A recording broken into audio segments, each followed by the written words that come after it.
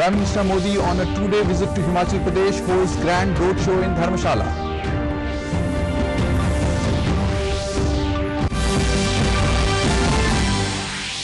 Better connected India and ASEAN will promote decentralized globalization, says External Affairs Minister Dr. S. Jaishankar.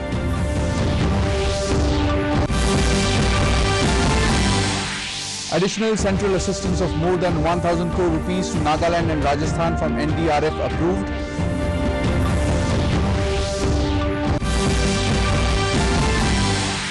Assam, Meghalaya continue to face floods, landslides amid relentless rainfall.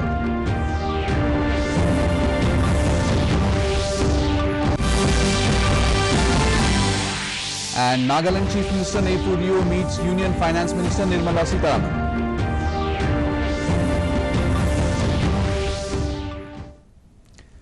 A very good evening, viewers. Welcome to the Northeast News Bulletin. This is Ashutosh Sharma bringing to you the stories in detail.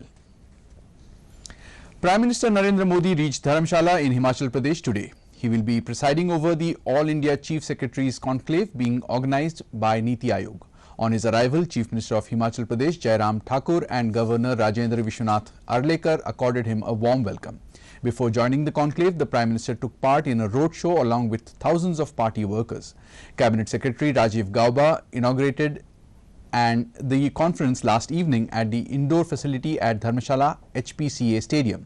The three-day National Conference of Chief Secretaries of all states will conclude tomorrow.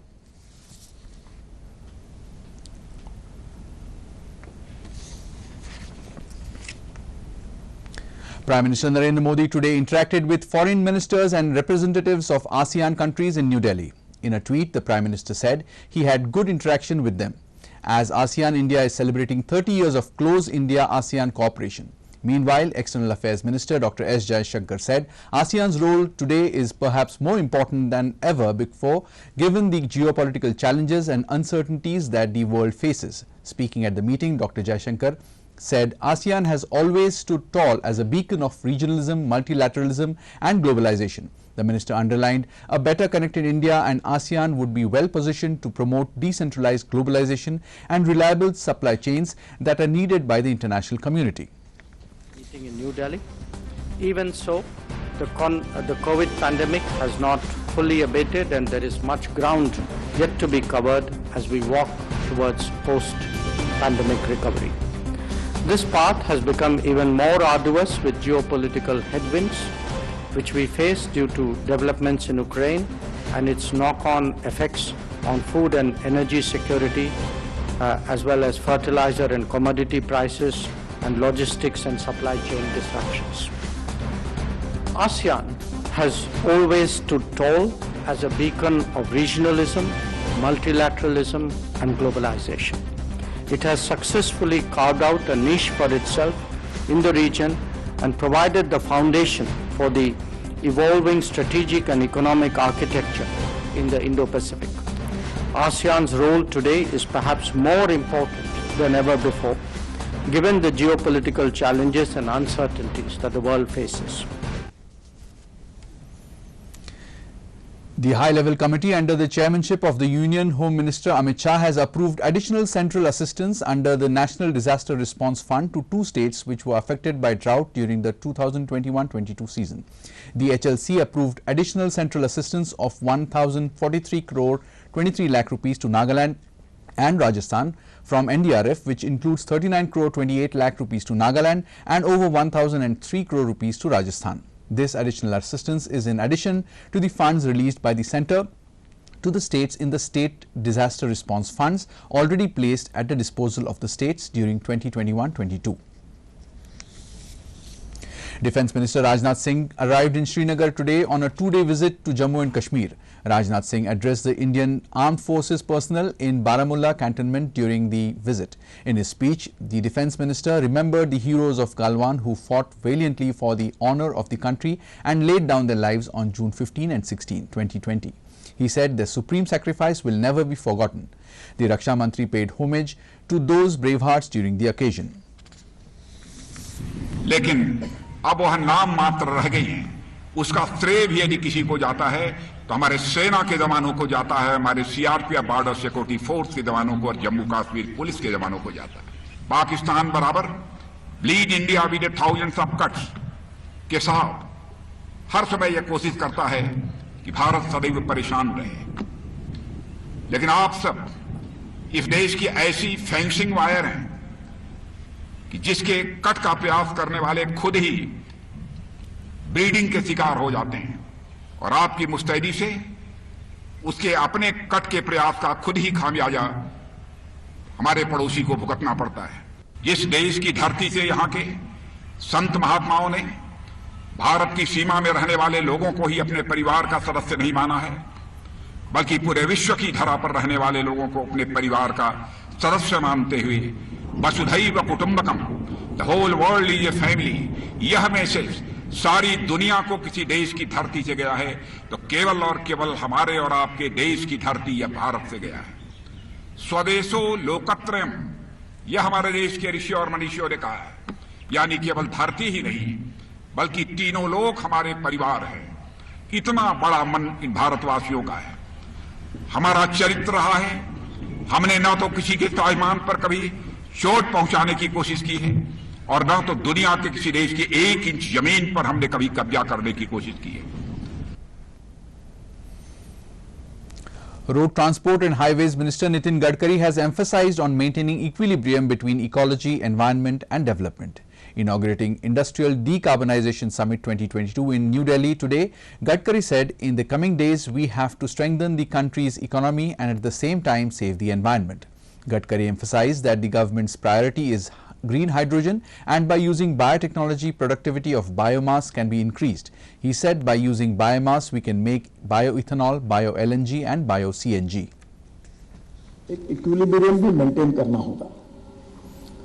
Eccentric approach तैयार करके अगर हम एक जगह एक दिशा से चले जाएंगे तो स्वाभाविक रूप से देश का बहुत नुकसान होगा।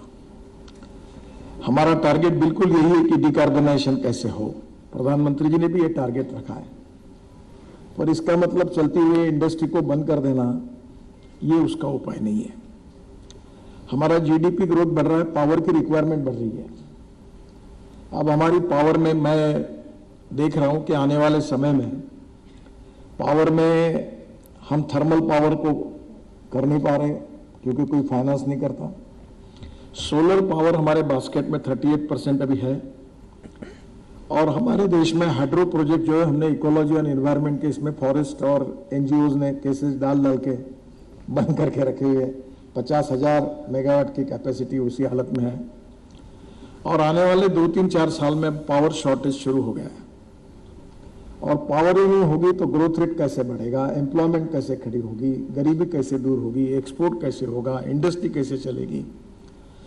तो सभी बातों को एक इक्विलिब्रियम उसका मेंटेन करके सोचना होगा। The flood situation in Assam has deteriorated due to incessant rains in most parts of the district. As per last reports of Assam State Disaster Management Authority, more than 74,000 people in 18 districts have been affected in this flood, while 1,731 hectares of agricultural land is still submerged in water. Meanwhile, the new Haflong station in Dima Hasao district, where restoration work was being carried out, has once again come under water. As the rains continue, water level of Brahmaputra and its tributaries are flowing above danger level. Administration has set up 16 relief camps and centers in various places. Rescue and relief measures are being carried out in full swing. Further, in Guwahati, district administration has issued an advisory to close all the educational institutes today. Guwahati has also been adversely affected due to heavy rains, wherein various localities and roads were submerged in water for the second day in a row.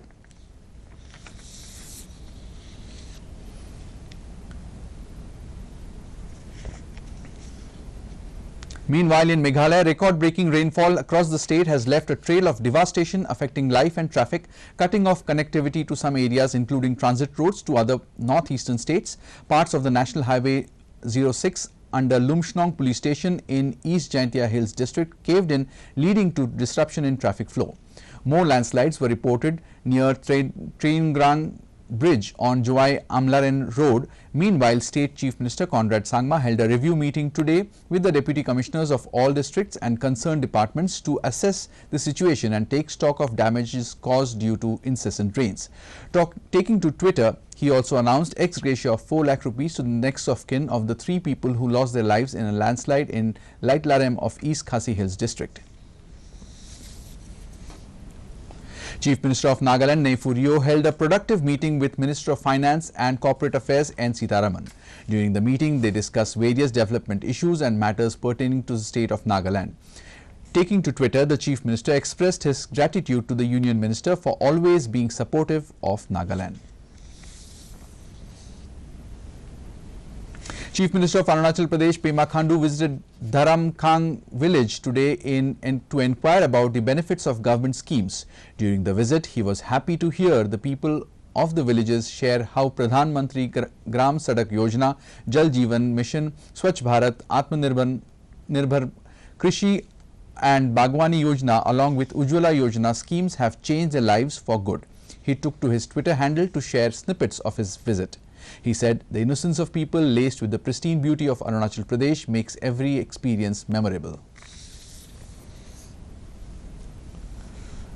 Sikkim Chief Minister Prem Singh Tamang on Wednesday inaugurated the Sikkim Police Faculty Building at IRB camp in Pipale of Soreng district. This was prior to attending the final match of the inter-branch volleyball tournament organized by the Sikkim Police. The IGP of CRPF, Ravideep Singh Sahi, inaugurated various facilities for public constructed under Civic Action Program 2021-22 by 225 Battalion CRPF in Mizoram today. In his inaugural speech, he reaffirmed the commitment of CRPF to their duties and also their willingness to serve the people of the area.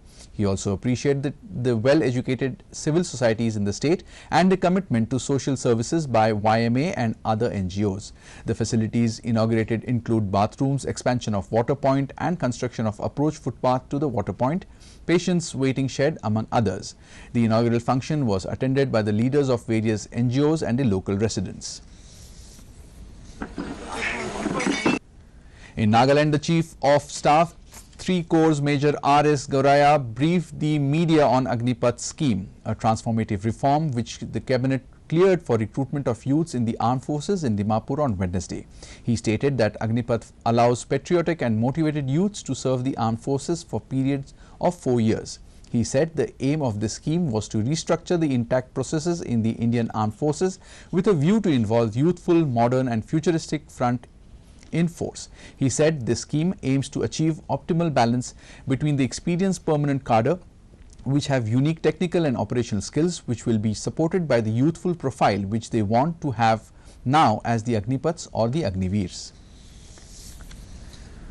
Meanwhile, in Meghalaya, the Eastern Air Command Air Officer Commanding-in-Chief Air Marshal Dilip Kumar Patnaik hopes that the new Agnipath scheme will attract the youths of the northeastern states. Speaking to media on Wednesday, Air Marshal Patnaik said the administration is expecting a large number of youths from the eastern and northeastern region would come out to serve in the armed forces as Agniveers.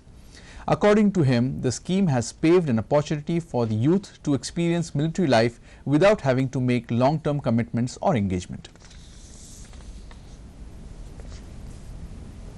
In Meghalaya, Jal Shakti Minister Gajendra Singh Shekhawat said the government flagship program Dams Rehabilitation Improvement Project DRIP has improved the safety and operational performance of large dams.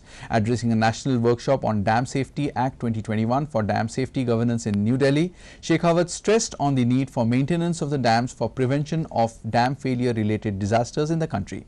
He said in the last 8 years, central government has done a lot of work towards the safety of the dams. The day-long workshop on Dam Safety Act is aimed at sensitizing all stakeholders about the provisions of the Act and brainstorm on dam safety governance. To end the news, the main points once again.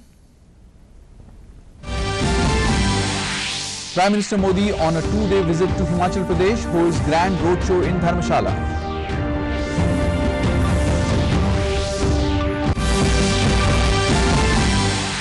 Better Connected India and ASEAN will promote decentralized globalization, says External Affairs Minister Dr. S. Jaishankar.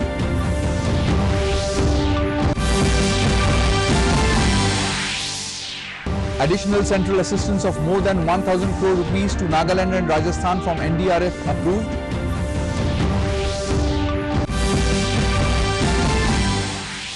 Assam, Meghalaya continue to face floods, landslides and amid relentless rainfall.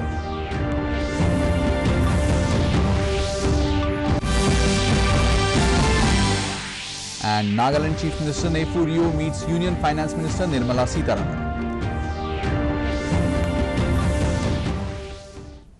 That brings us to the end of this evening's bulletin. Thank you for tuning in. Namaskar.